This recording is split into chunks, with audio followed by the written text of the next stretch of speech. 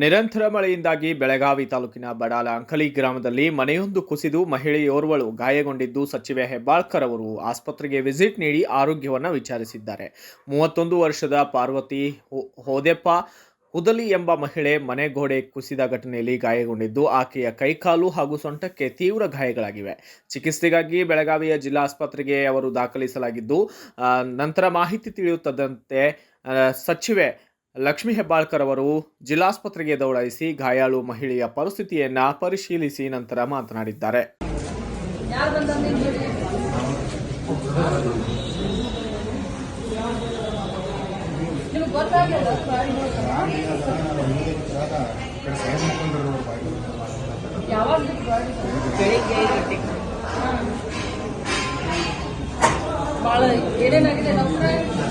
ಆಮೇಲೆ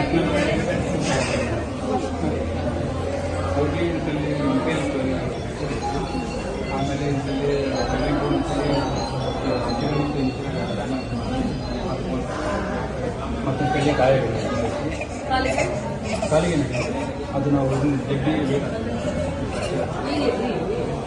bureau report Prateek ಚಿಟಗಿ, Bharat ವೈಭವ news, Belagavi.